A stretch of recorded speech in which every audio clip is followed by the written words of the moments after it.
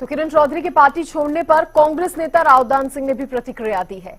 किरण चौधरी के BJP join करने की अटकलें काफी पहले से थी, रावदान सिंह ने कहा है। 2022 राज्यसभा चुनाव में साफ हो गया था कि वो कांग्रेस छोड़ेंगी। 2022 के राज्यसभा चुनाव में ही साफ हो गया था वो कांग्रेस छोड़ेंगी, ऐसा कहना है रावदान सिंह का। किरण चौधरी ने कई चुनावों में बीजेपी से मिलीभगत भी की है। उनके पार्टी छोड़ने से आम कांग्रेस जन उत्साहित है, रावदान सिंह ने ये कहा है। पार्टी में भीतरघात करने वालों के चेहरे बेनकाब हो गए हैं। टिकट बंटवारा बिल्कुल सही हुआ था।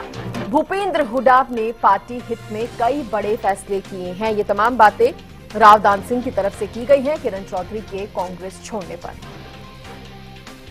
तो रावदान सिंह कह रहे हैं कि कांग्रेस पार्टी जो है किरण चौधरी पहले से ही छोड़ना चाह रही थी और बीजेपी ज्वाइन करने की अटकलें भी काफी पहले से ही थी। 2022 राज्यसभा चुनाव में साफ हो गया था कि किरण चौधरी जो है वो कांग्रेस छोड़ेंगे। भारतीय जनता पार्टी आज ज्वाइन की है किरण चौधरी और श्रुति चौधरी ने।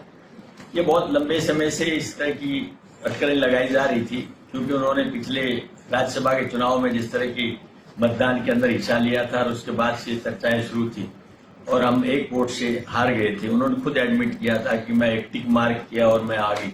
तो वो एक बात बड़ी निश्चित तौर पे थी कि इनका मन जो है ना निश्चित तौर पे बीजेपी की तरफ से मिला हुआ था।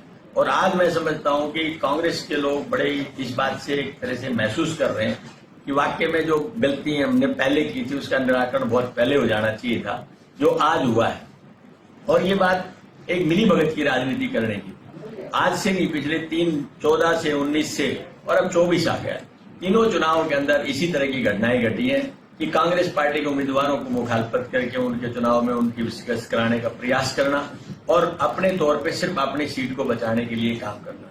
हमारे 9 विधानसभा में से सिर्फ 2 सीटें थी हमारे पास, एक मेरी एक उनकी, और उन्होंने हमेशा भाजपा से मिली भगत करके काम किया। ये काम मैं समझता हूं उन्होंने किया, वो पार्टी विरोधी था। और मैंने कहा कि पार्टी के इस चुनाव के अंदर भी उन्होंने जो भीतरघात कर सकते थे वो उन्होंने किया।